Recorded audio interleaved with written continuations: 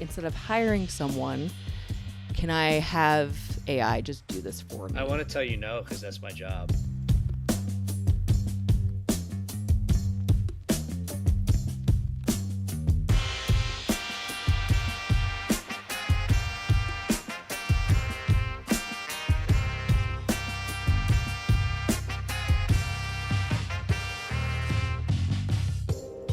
All right, so Alex, this is kind of fun for us. And when I say Who's fun us? for us, I mean me. Because we actually, like a few months ago, I connected with an old classmate of mine from high school back in Munster, Indiana, right? Wow. We both graduated high school at the same time. I mean, we grew up in the same town together and everything. Mm-hmm. And I connected with him because he has his own like dental marketing company. And his dad actually was kind of our like towns or in our like, you know, region is what we call it, right, of Indiana, which was just like a few towns in Northwest Indiana. He was one of the oral surgeons in the area. So it's really cool. So it's kind of an interesting kind of small world. kind of small world. So it's kind of interesting. And when Brandon and I just kind of started talking, we both kind of realized that we are really into this whole like AI phase of everything going on. And so I feel like that's kind of hitting us personally, right, on a lot of stuff we're doing, but also with dentists, right? And I feel like it's still in that phase where it's still very much like a Wild West, and like no one knows what to believe. You constantly get a new ad for some new AI tool, and like no one knows if it's good or not. You don't know how to vet anything, look at anything. And then I've been getting stuff from certain Facebook ads on, oh, now there's like AI marketing and you can just like set forget stuff. So I figured it would be cool to bring Brandon on to talk to him about some of that stuff, and then basically so I can just ask him a bunch of questions and have him respond, because I feel like as a dental industry, maybe it's just me that's confused, but I think a lot of people are confused on this whole thing. Well, no, it's just you. It's just me. All right, well, Brandon then can answer it for me. Cool. Well, Brandon, thanks for coming on, man. Yeah, thanks guys for having me. Really appreciate it.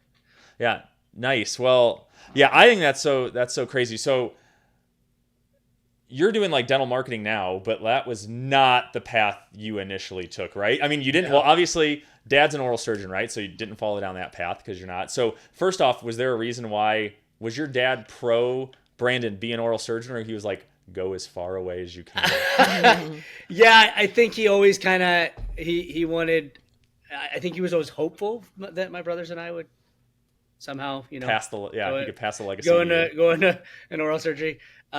We all kind of went into medicine to some degree. My brothers are both doctors, and I kind of went a slightly different route into sports medicine, athletic training, and so I guess we kind of followed into the medical field to some degree, but it certainly didn't start out being, you know, hey, I'm going to set out to do marketing work. So I guess my background is somewhat non-traditional. I think that it gives me a unique insight, certainly into not only the dental space, but just digital marketing in general and the digital landscape, because I can see it from a different angle. Yeah. You know, when COVID hit, I kind of needed a change from what I was doing, and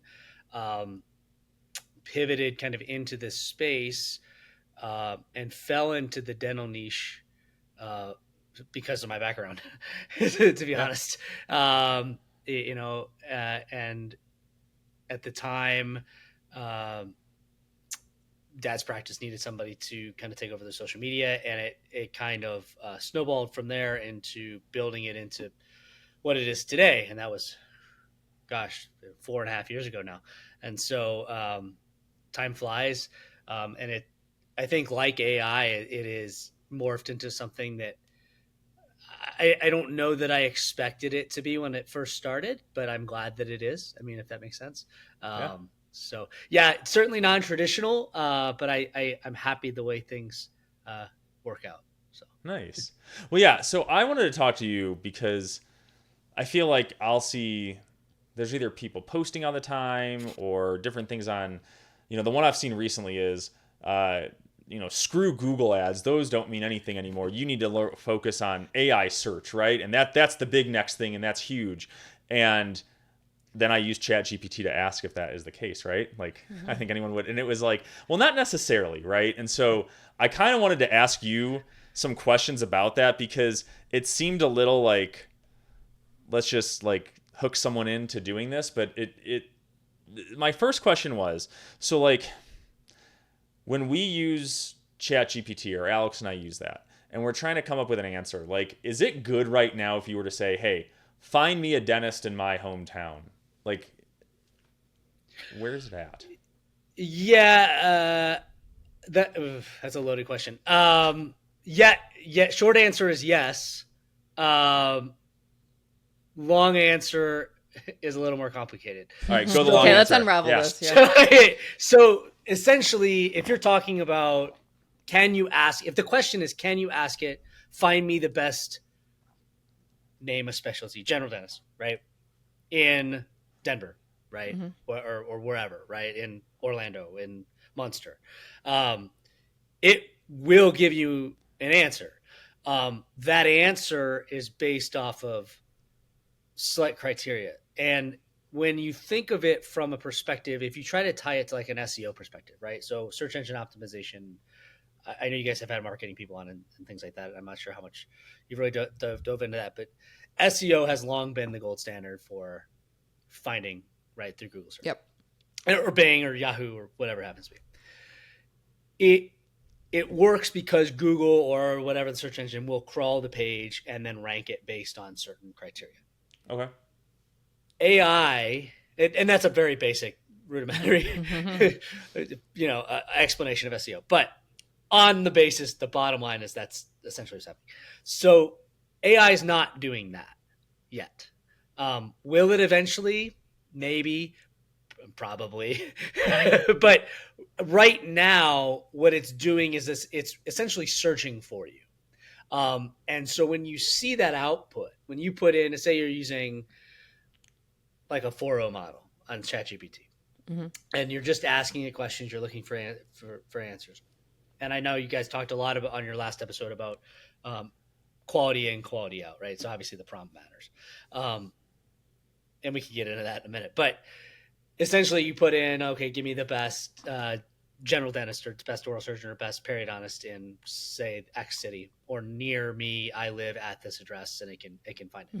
What it's doing is it's really searching for you. So it's very quickly going through and searching, basically doing essentially a Google search and pulling information. So it's pulling information that in order to list is based off of really local SEO. And so it's looking for things like, are you board certified?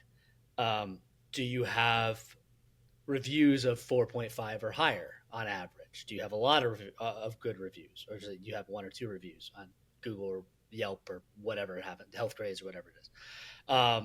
It's pulling, do you specialize in that particular or do you offer a particular service that person happens to be looking for? So if that person in the conversation says, I really just need a new dentist, I haven't been to the dentist in a while, I need a hygiene check and an oral cancer screening, I don't have any major problems, it's going to obviously filter that out. Is that your main service, or are you somebody that specializes more? Are you a peds dentist, or are you just a general, or whatever it happens to be? And so it's pulling all that information that you would normally have to search for, and then it gives you a list. So short answer is yes, you can. But long answer is it's really just acting right now sort of like an extension of you, but saving time. Time. It's almost like your assistant that is helping you. Well, yeah. Exactly. And that's, honest to God, what I tell people when they ask about AI is, think of it as a virtual assistant. It's really like a virtual secretary that you can say, I need you to do XYZ tasks. And it's for repetitive, rudimentary tasks that you have to do every day, and that you can then offload, right? And allow you to leverage your time, which we are most, all of us, no matter what we do, our most valuable asset that we have is our time. And so it allows you to offload some of that and use that time for something else. So instead of looking for a dentist, you can be taking your kids to school, or getting lunches, or whatever it happens to be that you have to do that day. For me today, it was making sure my daughter had lunch and things like that before I jumped on. Right. So, things that I would normally have to spend the time looking for a dentist, I now can put that into ChatGPT or verbally ask it on my phone or whatever it happens to be. They can then spit out the information. Does that mean that is the right dentist for me? Not necessarily. And I think that's where the human component still comes in. But from a practice perspective, there are certainly ways to get there or make sure that you do show up on those pages, similar to how you show up on the top of Google, that are really important to look at. Yeah, because I mean, this was just a few weeks ago. I searched for an immigration lawyer, and I went to Chat GPT, and I'm like, I need to find an immigration lawyer. Here's my zip code, and it spewed out like a few, but it really did. Like, I then looked at those websites. Like, I looked and I was like, okay, is this legit? Is this kind of what I'm looking for? But it did narrow it down for me, so it like saved me time, and yeah, I ended up calling one of those lawyers.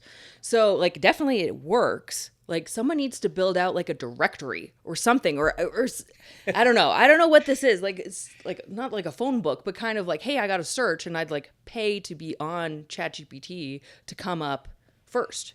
Yeah, I think it's one of those things though, maybe where like, and maybe it's how like Facebook was at first, and where they were like, we're not doing ads. We're going to be pure. We're going to just be just a social network platform for everyone. And maybe that is what ChatGPT is trying to do, but then maybe at some point like they need to monetize it more, and maybe that'll change. I've heard, Brandon, that some of the other models, like I don't know if it's Gemini or other companies that have those, you know, LLMs, are trying to start out sponsored stuff. Have you heard anything on that? Yeah, I really have, to be honest with you, I haven't heard a lot. From what I know, that's not really in vogue yet. I could be wrong. That could have changed like, this morning. Yesterday. I mean, who knows? That's not at least the mainstream. Simply because of how it, at least from an OpenAI perspective and an LLM perspective, how they're currently operating. That's not to say that eventually they're not going to act like Google Maps, right? Where you can put in the information, it's going to show you the locations and things like that, and pop up with a map pack and everything like that. I think it will. I think it'll be like a conversational map pack eventually is what it'll end up being. But because it's a conversational model, and yeah, I mean, there's obviously some problem solving to OpenAI and Gemini, and the newer models are better with that than others. There are some models that are better at certain things than others. But I think eventually it will be able to evolve into that. I mean, just look at the progress that it's made in images in the last 6 months. And things like that. Just because of the shift from DALL-E to a different image generation algorithm, right? I mean, so when they made that shift, it's night and day different, because now it knows how many fingers are on a hand. Hands don't come on a heads. Oh yeah. Do you remember like, what was it, a couple years ago when you could see those? It was that like famous image of like Will Smith eating or something like that, and it was terrible. Yeah. And like that's what AI was doing like a year and a half ago maybe. And now, I bet it's more recent than that, to be honest with you. Yeah. And now it's like, if you ask for something photorealistic, it's as if I've done a lot of like dental images for blogs and things like that off of OpenAI image generation, and they're incredibly accurate as far as like, because it was proportions really were the biggest issues in the dental space for a long time if you try to do images. And now you can use it from a marketing standpoint much better, particularly from a social perspective, much better, because it doesn't look so grotesque when you're talking about procedures and things. But anyway, that's a sidetrack. And to images too. It's like, I still can't, like, I'll put in a prompt for ChatGPT, and there's like, for like a dental whatever, and there'll be like the receptionist, and then there's like a chair, like a dental chair in the back. I'm like, gosh darn it. Like, you're still not perfect. Like, get that dental chair out of the waiting room. That's not like where that goes. Yeah. It's like, damn it. So I got to like still edit it. So it's not 100% perfect, but yeah, it is. It has gotten way better. The advances are incredible, what you can do, especially with, I mean, full disclosure, I'm an OpenAI user, probably more than anything. I don't have shares in or anything like that, but that's typically my go-to. So my point of reference is typically that. But even from that, the advances they've made to being able to edit it, especially with like the paid plans where you're paying $20 a month and you can have all these resources at your disposal, are incredible. So all that to say, I wouldn't be surprised if eventually they found a way or trained it in a way that would actually crawl pages and rank. Right now, I guess technically it's ranking, but it's ranking based on criteria that are based off of things like local SEO. Really, so basically, so basically, there's like no shortcut. Yeah, right now. So basically, the answer to it is you still have to continue to do SEO and all your stuff, because Yes. even if people are starting to search on ChatGPT, it's using the stuff you're already using to come up with an answer. It's not like completely separate on how it's correct. Yeah. So really the focus needs to be is not, in my professional opinion, for the dental professional in the dental office, should be not so much how do I function so ChatGPT picks me up. It should be how do I put out the best information possible and the most up-to-date information possible and the most quality information possible, so I'm the highest authority I can be in my local area on a particular subject, right? Okay, so that's the piece I wanted to go into, because you said local there, right? Yeah. And so in my head, I'm going, okay, if I go into like ChatGPT now and I say, I don't know, tell me what's the best what's the healthiest food to eat, right? It'll give you like some options, things like that, right? But that's a very general answer. It's not saying what's like the healthiest foods that are available in Denver, Colorado. It doesn't do anything like that. So if someone on ChatGPT right now, because people are still learning how to use it, they say like, why should I do whitening, right? Ask a question like that. I don't necessarily want it to pull my content if that person's in Orlando, Florida, and I'm in Denver, right? So how does that piece work? Because, we get so many of our patients from a 3 to 5 mile radius, right? Unless you're one of those cosmetic dentists that people are flying into, but that's like the 0.01%.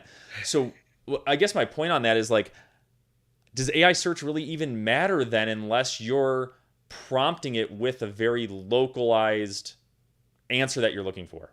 Yeah, I think the answer to that is in how you set up your accounts, because AI is going to remember, right? So as long as you're sharing data, or you have it set up to have memory set up, okay, it will remember your conversations. And so when you set up, say, your ChatGPT account, you can go in and actually set up, okay, this is where I live, this is what I do, this is what I'm using it for, this is who I am, this is what I want you to remember about me, these are key things, this is my speaking voice, this is how I want you to write for me, this is all those sorts of things. You can train it, and especially train it over time, right? So in addition to the data that's getting put into it by the system as it comes out with new models, which, by the way, it's kind of a misnomer that it's open AI, because it's not open source anymore, and they don't train it every day. It doesn't get trained all the time. It's basically a data dump once in a while, and that's when they come out with new models and things like that, and they update it. All that to say, you can set up basically so it knows more about you and gives you a personality, and you set up this persona within ChatGPT, within OpenAI. And so by doing that, if you just ask it a general question, it's going to give you a general answer, right? So if you just say, why should I do teeth whitening?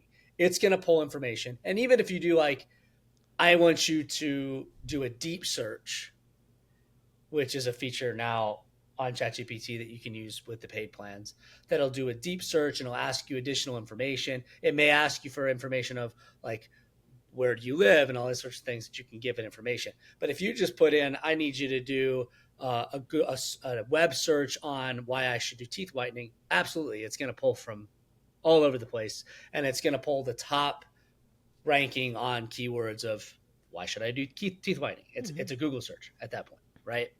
But if you prompt it into, hey, I need you to tell me, I live in Denver, Colorado, and I'm interested in having my teeth whitened. I need you to tell me the top 5 reasons or the pros and cons to having teeth whitening done based on local experts in my area, and then give me the 5 top practitioners that I can go to for this particular thing. And the more specific that you are on a particular topic with anything AI related, the better you're going to be.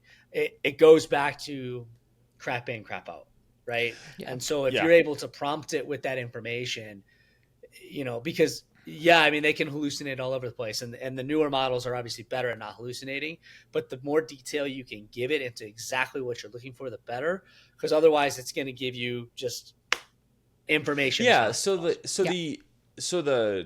seems like I don't know if bottleneck's the right word, but the issue with AI working is the general population has to understand how to use it properly, right? Yes. And so I think until you hit that point where the average person knows, I need to set up memory, I need to make sure to ask it, like, or tell it that I'm in Denver, Colorado, or wherever I'm at, until that point, like, there's not much of an advantage. And I don't think we're at that.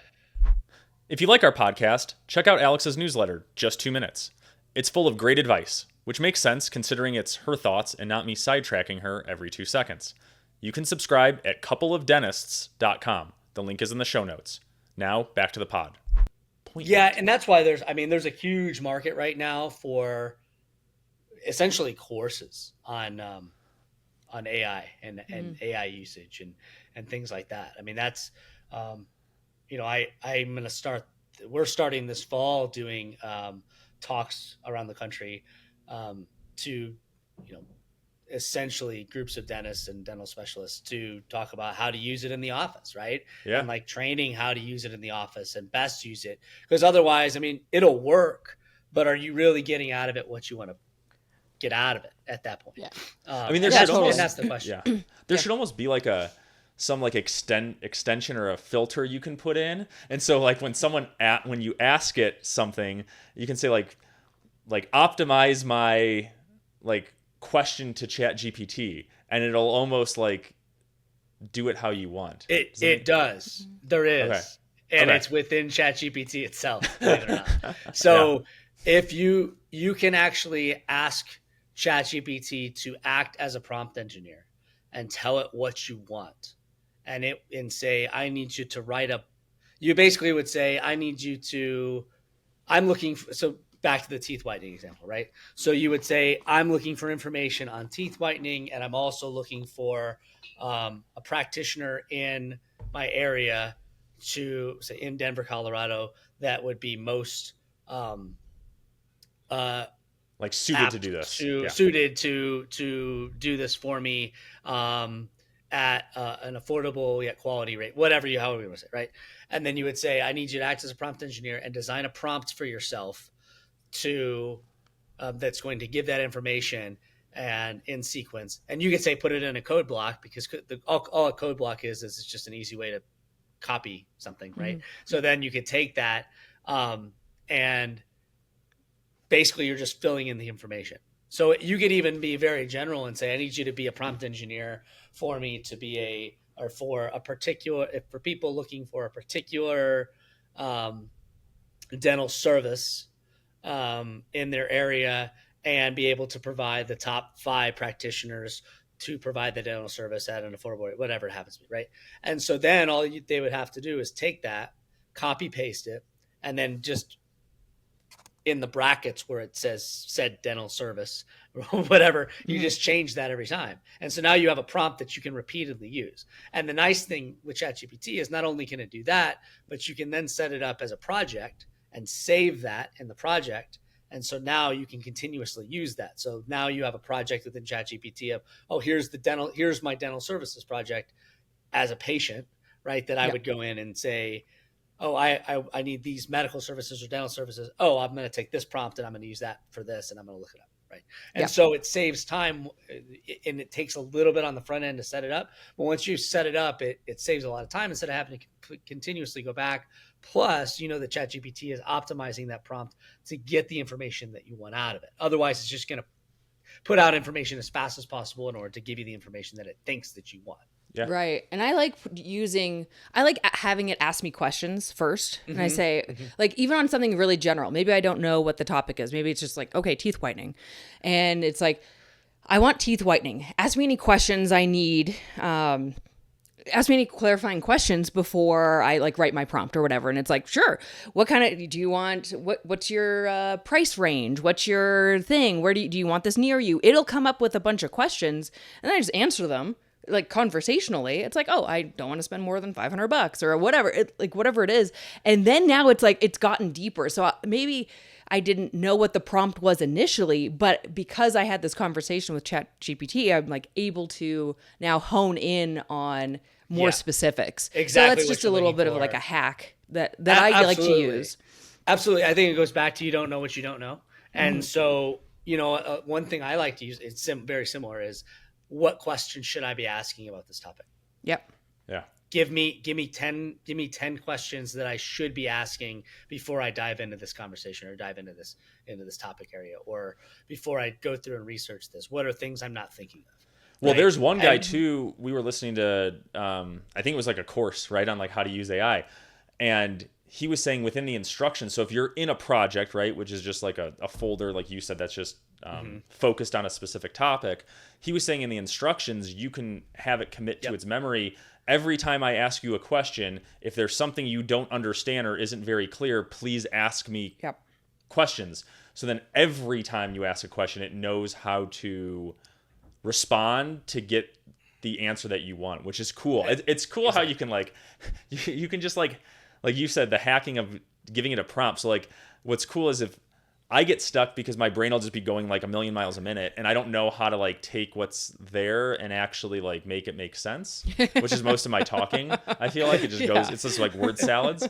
So what's so cool about what Chat GPT and other things like that can do is I can almost tell it like that's my persona, that's my personality. So when I like just word vomit a ton of stuff, it now can know to like hone in on stuff and know how to get out of me the things that I'm trying to get out that I can't articulate. So it is. I know, like I know the difference if you wrote it versus like ChatGPT wrote it to me, and I'm like, this is not Eric. Yeah, this is like everything combined into one sentence. Yeah. Okay, yes, this is direct. This well, is it's kind of ChatGPT. like, well, it's like if the question is what's the weather today, if Alex gets a like 10-page report on that, then that's me. If it was like one sentence, then I know ChatGPT did. Yeah, thank you. It's hot. Oh, okay. Yeah, Yeah, that's all I needed. Got it. Got it.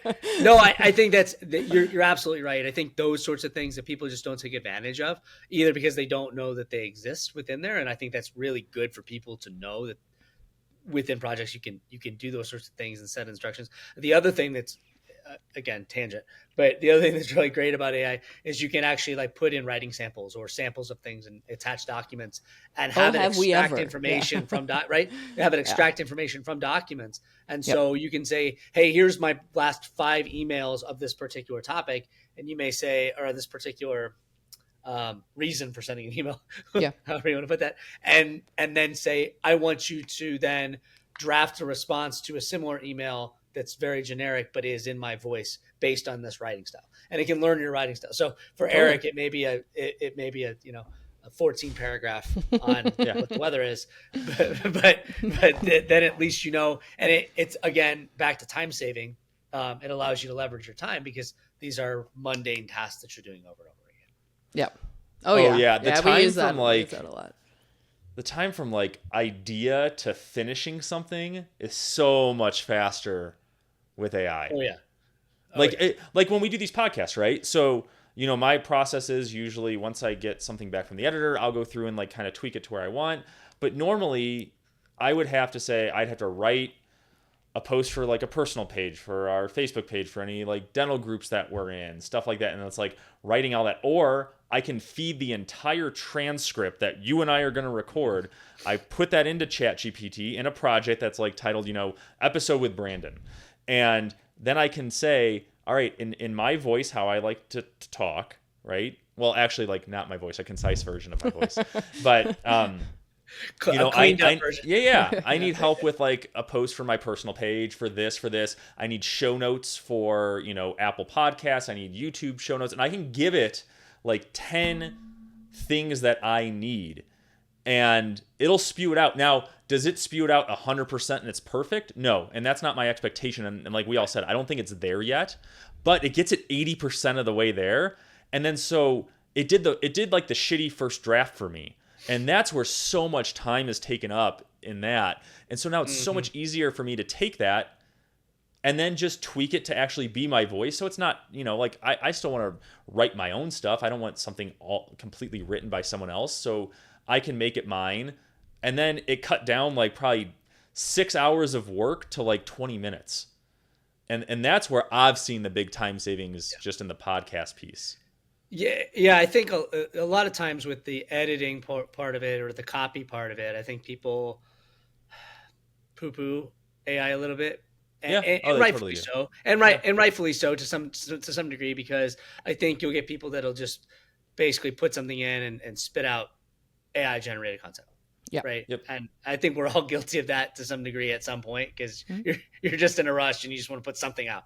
But if you really want it to work for you, obviously it's better if it's not, because AI is going to spit out the same thing, and is it? Oh yeah, we always joke like it's lots of emojis, a lot of like extra hyphens, like lots of game changers. To be able to say, I need essentially an outline, and then be able to write it, and then be able to say, okay, go back and, because that's what I'll do is if I'm writing a blog, I'll basically say I need an outline on this topic, and then I'll write it, and then based on the outline, and then I'll put it back in and say, okay, clean it up and give me some statistics and some data and some sources based on deep search, and then I'll clean it up again. And so, it ends up being 4 or 5 drafts, but it would have been 4 or 5 drafts anyway. And I just did it in a significantly less amount of time because I have ADD and I I'm all over the place all the time anyway. So, yeah. Okay. So going back to marketing. All right. So SEO, AI. Like, can we, because we were talking about how AI is doing like a lot of mundane tasks and things like that. To me, who knows like very minimal about SEO, can we just like put that on AI to do that? Like, that seems like a good idea to me. It seems like you just calling SEO mundane. It's like it just seems to Brandon, that's like a patient telling us, it's like, well, you don't do much as a dentist. Well, you just clean teeth, don't you? That hurts. Yeah. I'm sorry. No. But really, it's like what, backlinking and like all like the stuff. No, I think it's a good question. Do we need that? Only, and it's because like obviously I'm not in the dental field really anymore, so I don't really care about like doing this for a dental practice. But for my other businesses, it's like, oh, I need SEO, and it's like, shit, I don't know anything about that. I don't know how to do it. Can I like, instead of hiring someone, can I have AI just do this for me? I want to tell you no, because that's my job. No, sorry. But we utilize AI to help with that. It certainly can be an assistant with SEO principles.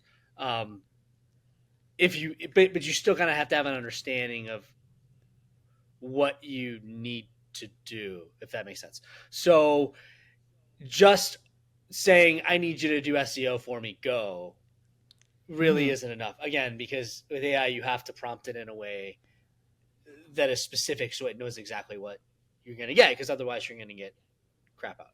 Is it better than nothing? Sometimes having not so good stuff like SEO is worse than not doing it, because Google will penalize you for it. So I think it comes down to understanding what you're looking for. Now, you could say something like, I need you to optimize a page for me on, back to teeth whitening, on my website.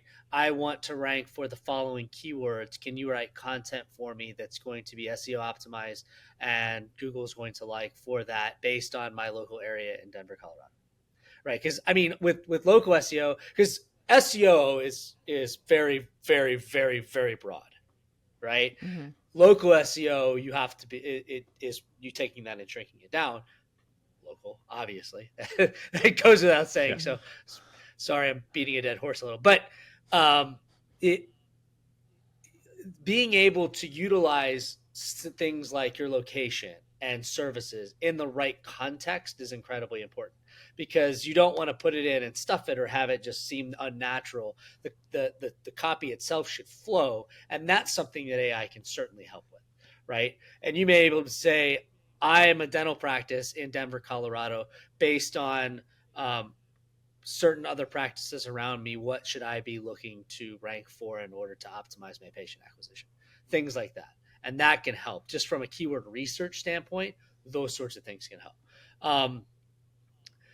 Okay, but you're using, like, you would use that as a tool, correct, AI and stuff like that, correct, versus like me trying to find something out of the box. Yeah, where you it's still like, need like, I'll pay like $90 a month or whatever it is, and it's like it does it for me. The thing that you're not replacing is like the expert who knows like the nuanced stuff yet. Yeah, the same, like it's like the same way if we were going to write if you were going to write copy for your website and you wanted to do it as a dentist, you could probably prompt it to write a really good blog for you and help you, and then you could finish it yourself, right? Because you're a dentist, you understand it.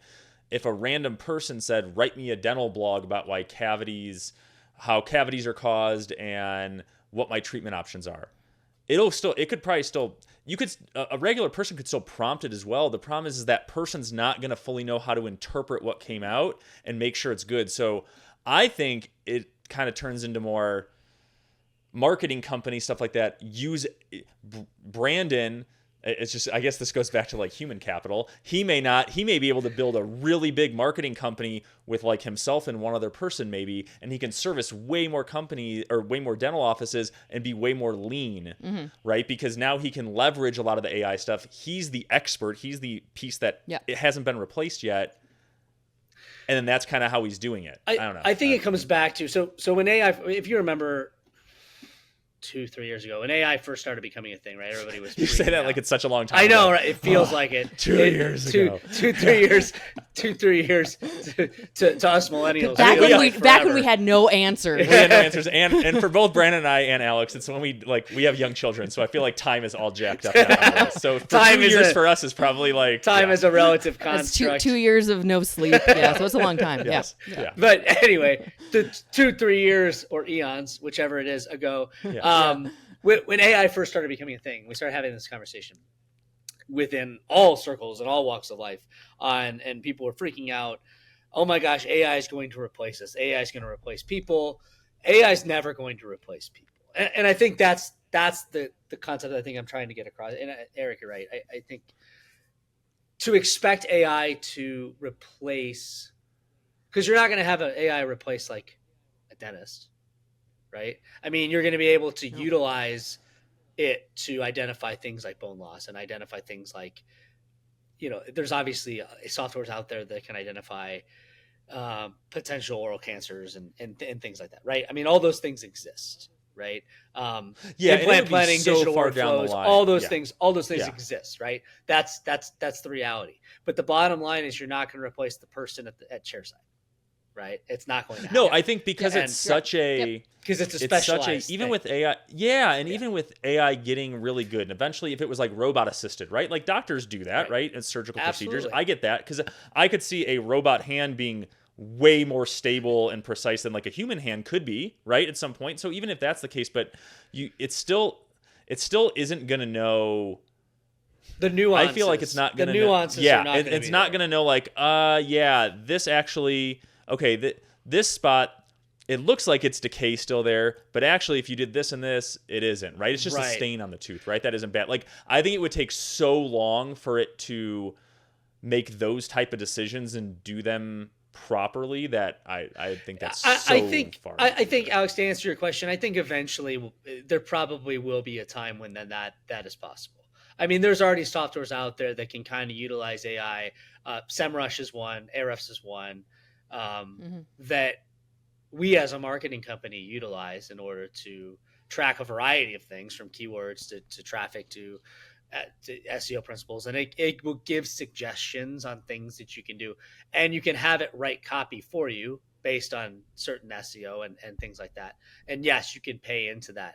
But at the bottom line is it's going to write copy based on what it knows to be best practice. But that's not going to be necessarily copy that's going to translate to benefit you as a company, as a practice, whatever it happens to be, right? Because what it knows, quote unquote, knows to be best practice SEO for keyword may not translate the message that you're trying to send. And so I think that's where the nuances come in is, yes, you can do that where you can say, I want to optimize this page for go, and it will do it. Right? Or I want to optimize my Google business profile, right? Or whatever it's called now. And Google My Business or Maps or wherever it's housed now, because it's changed like 4 times last year. I want to optimize that, so do it for me. And I think there are ways certainly that you can do that. But in order to make it work for a particular practice, because every practice is individual, and because every practice is unique, just like every tooth is unique, just like every case is unique, I think that it's going to take some human component. And that's why I say I don't think that AI is going to ever completely replace the human component. I think that AI will replace the human components that refuse to embrace it. We all know Eric wants more friends. If you're enjoying this episode, share the podcast and then tell them to DM Eric so he can hit his quota of 1 new friend per day. Now back to the episode. Well, we were listening. We were listening. I think Sam Altman, right, the guy who's the head of OpenAI, right.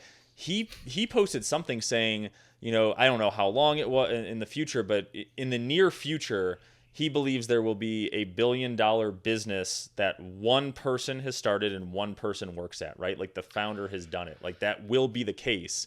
And so, like I said, I don't know if it'll hit. I think it'll be harder to hit the concept of replacing a lot of people, right?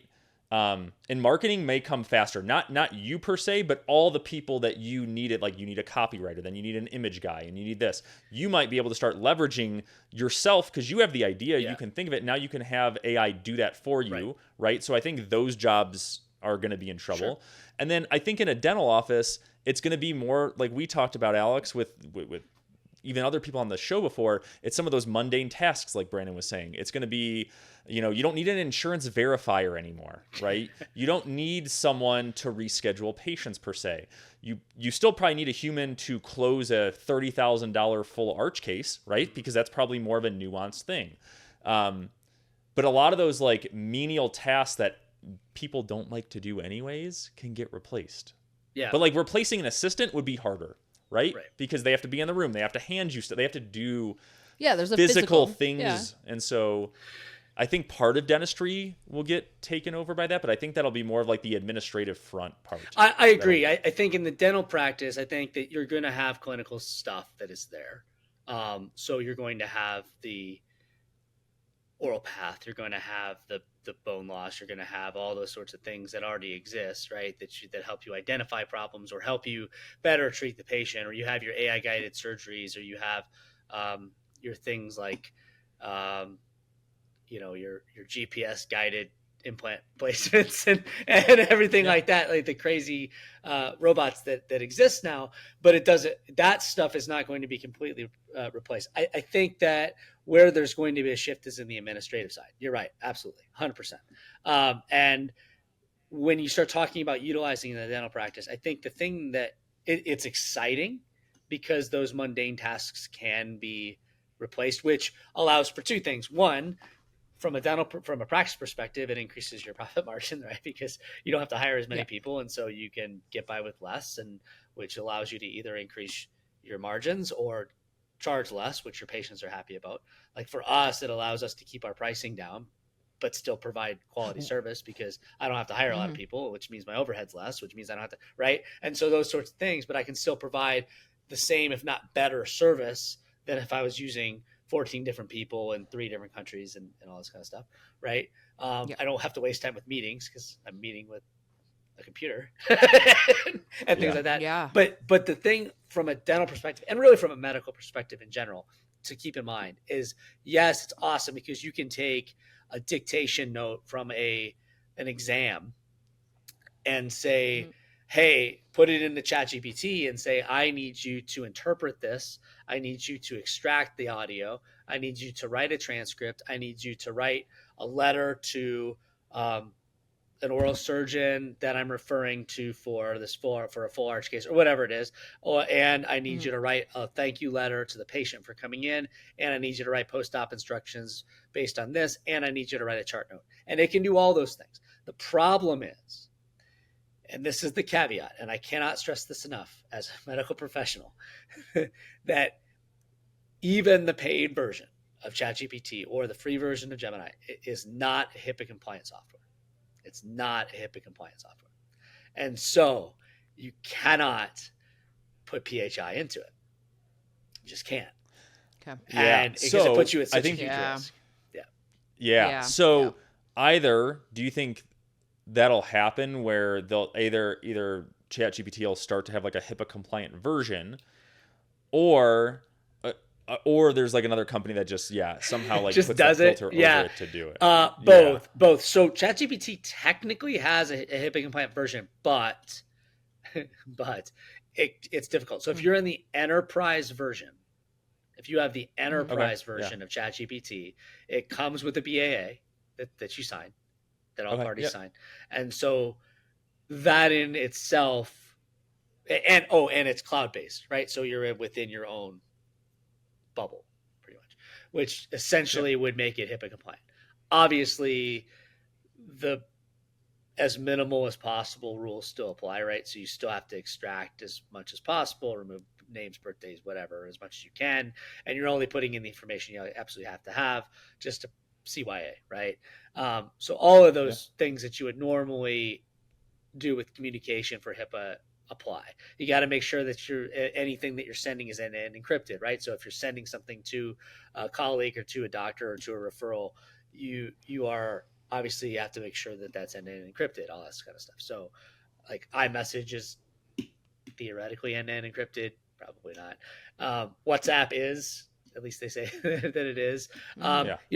Things like that. I think Facebook Message is actually end-to-end encrypted now, believe it or not, which makes sense because WhatsApp. I think it says it. I think it does because like when I'm happy, you have to I get log a new back friend, in, right, or a follower. It'll say like you can now send something. messages like end to end that are encrypted. I feel like it says it does, yeah. Like so and that's, it makes sense because Meta owns WhatsApp and WhatsApp is, but yeah. So I mean that's something. So that is a way around it if you pay into the enterprise version. Obviously, that costs more than your normal $20 a month. Yeah. And so it's an investment into it, but you're investing in your time, right? And so if you can train your staff to be able to say, hey, take all these notes, there obviously are dictation systems and transcribers out there that exist, but they're not going to go directly in your EMR probably.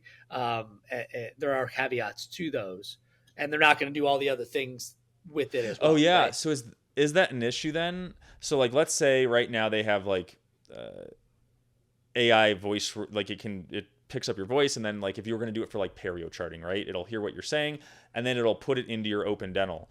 That software that is picking up the voice, does that have to have like some type of HIPAA compliance with it in order to take it from there to open dental, or not? I mean, I'm not an attorney. So I can't my initial feeling as a medical provider is yes, but I'm not an attorney. That would be a legal question. I wouldn't be able to answer that. I mean, like Alex if it was me, my gears are turning. I would always feel more comfortable with it. I know, like but you know, whatever. Yeah. But yeah, because if you just recorded yourself, like on a like recorder, I mean, you still have to store that in a way though that's compliant technically. Yeah. Right. Yeah. Interesting. More things to think about. I know, and this is where it gets complicated because you have to remember, you have to be somewhat cautious about what you put in to AI, and I don't mean that from like it's going to hunt you down and the machines are going to take over like Skynet, but which maybe they don't know that. But I think you have to be careful about it from a privacy perspective, because though it's not open source, that information is still going to be used to train the AI because the memory is gathering all that. And so, but if you don't have the memory, it kind of defeats the purpose because it doesn't remember your voice and all this kind of stuff, right? So it's a catch-22 at some point.